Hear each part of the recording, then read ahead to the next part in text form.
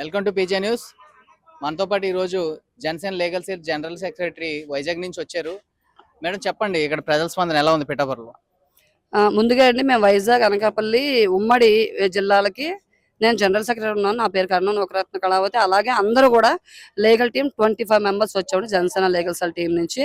అయితే ఇక్కడ ప్రజాస్పందన మేము రాకముందే బాగా తెలిసింది. అయినప్పటికీ కూడా సామాజిక స్పృహ ఉన్న మేము మా బాధ్యతగా గత 10 రోజులు బట్టి కూడా వద్దాం అక్కడ లోకల్లో కూడా మేము చాలా దగ్గర మా తాలూకు బాధ్యతలు నిర్వర్తించి ఇక్కడ ఈవేళ రావడం జరిగింది. ప్రజాస్పందన చాలా బాగుందండి. మార్నింగ్ కొత్తపల్లి సరౌండింగ్స్ కొన్ని విలేజెస్ తిరిగాము.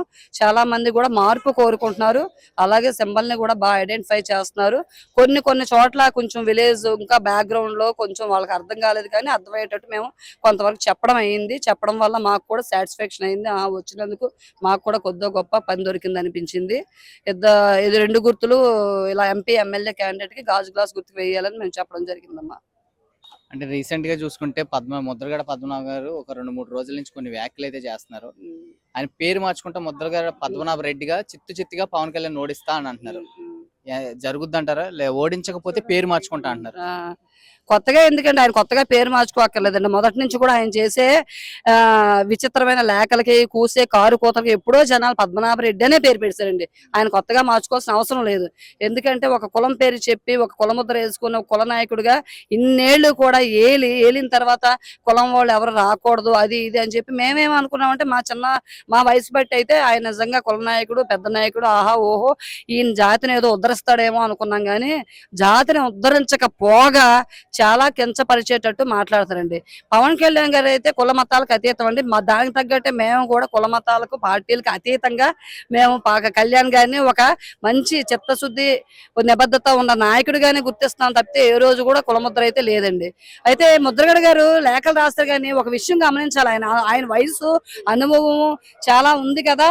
ఈ నిజంగా అంటే ఆ మధ్య వచ్చిన మీడియాలో నిజాలు అబద్ధాలు తెలియదు, కానీ జనసేనకి వస్తున్నాడు అనేసరికి ఆయన గ్రాఫ్ క్రేజ్ ఒక లెక్కలో పెరిగిందండి. పెద్ద ఆయనకి పోయే ముందు కొంచెం జ్ఞానోదయం అయింది, కొద్దో గొప్ప మంచి పేరు తెచ్చుకుంటున్నాడు అనుకునే లోపే మరి ఏం పుట్టిందో ఆయన బుద్ధికి, కానీ మళ్ళీ ఇలాంటి వింత వెర్రివేషాలు వేస్తున్నాడు. కానీ అదేది జరిగే పని కాదండి. కాకపోతే ఏదో నిద్రలో ఉన్న ముద్రగడ ఏదో నేను ఉన్నాను అనిపించుకోవాలని. ఈవెన్ వాళ్ళ కూతురు కూడా మా నాన్న మొన్న 2 days కింద చెప్పింది, మా నాన్నగారు ఏదో మతి భ్రమించి మాట్లాడుతున్నారో లేకపోతే జగన్ మాయలో పడిపోయారు ఉచ్చులో. జగన్ గారికి పెట్టిన విద్య అండి. ఎవరో ఒకరిని ఏదో కులబు దాంతో ఉచ్చులోకి ఆ రొంపులోకి పిలిచి వాళ్ళకి ఏదో నయానో భయానో చెప్పి తర్వాత ఏరు దాటాక తెప్ప తగలేయడం అయినది ఆయనకు తెలుసు. ముద్రగడ కూడా అదే అనుభవించబోతున్నారు.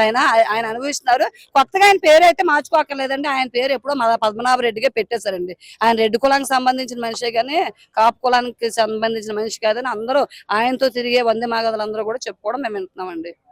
అంటే ఆయన చెప్పేది ఏంటంటే ముద్రగడ గారు జనసేన పార్టీ 21 సీట్లు తీసుకుని తాకట్టు పెట్టేశాడు కాపులందరినీ పవన్ కళ్యాణ్ చంద్రబాబు నాయుడు గారి దగ్గర అంటున్నారు. దాని మీద మీ స్పందన ఏంటి మేడం? ఈ సోది కబులు చెప్పే బదులు 10 ఏళ్ల కిందటే మేమే వేడుకున్నామండి. ఒక మీటింగ్ లో మేమే వేడుకున్నాం. ఇంత చిత్తశుద్ధితో ఇంత నిజాయితీతో మంచి కెరియర్ ని మంచి ఒక గ్రాఫ్ లో ఉన్న కెరియర్ ని వదిలేసి పవన్ కళ్యాణ్ గారు నా సమాజానికి ఏదో ఒకటి చేయాలి, నా ధర్మంగా నేను నిర్వర్తించాలని వచ్చినప్పుడు ఆయన వెన్నంటూ ఉంటే నీ వయసు ఏదో ఉందో నీ అనుభవం ఏదో ఉండి ఒక పెద్ద మనిషిగా ఉండమని మా బోటి వాళ్ళం చాలా మంది వచ్చి అడిగండి. నీకు బుద్ధి ఉంటే ఆ రోజు వచ్చి నిలబడకుండా ఈ రోజు కారుకోతలు ఎందుకు వస్తున్నావు? 21 ఇచ్చారో ఏది ఇచ్చారో మాకు ఏది ఇవ్వకపోయినా మేము ఉమ్మడిపోతూనే అందరూ కూడా ఆహ్వానిస్తున్నాం, ఆస్వాదిస్తున్నాం. ఎందుకంటే వీళ్ళందరూ కూడా గట్టుని చెప్పే నాయకులే తప్పితే రొంపులో దిగో లేకపోతే ఊబిలో దిగి మాట్లాడే నాయకులు కాదండి. నిజంగా నీవు చెప్పినోడు అయితే నువ్వు ఆ రోజే రావాలి. అంతేగాని అక్కడ కూర్చొని ఇష్టం వచ్చినట్టు లేఖలు రాసి కారు కోతలు కూసి మీడియాలో వదిలేస్తే పని జరగదండి. ప్రాక్టికల్ గా చేస్తే 10 సంవత్సరాలు బట్టి తన కెరియర్ ని మాలాంటి వాళ్ళు మా ప్రొఫెషన్ ని కూడా వదిలి నిలబడి ఉన్నాం కాబట్టి ఈవేళ పార్టీని జనసేనని అందరూ నమ్ముతున్నారు. అలాగే అసలు ఈ పొత్తు అవుతాదో అవదో, చంద్రబాబు నాయుడు గారు మోడీ గారు టీడీపీ బీజేపీ అలయన్స్ అవుతాదా అవ్వదో అనే లాంటి అంటే అది అవలేని దగ్గర నుంచి కూడా చేశారు. పవన్ కళ్యాణ్ గారు ఉన్నారు కాబట్టి ఆయన లీడర్షిప్ ఏంటంటే ఆయన ఎమ్మెల్యే అవుతారా, మంత్రి అవుతారా, ముఖ్యమంత్రి అవుతారు కదా. ఆయన లీడర్షిప్ మీద మోడీ గారు మేరా సాత్ పవన్ హాయ్ అన్న దీశాలి నాయకుడు మా జనసేన అధ్యక్షులు పవన్ కళ్యాణ్ గారండి.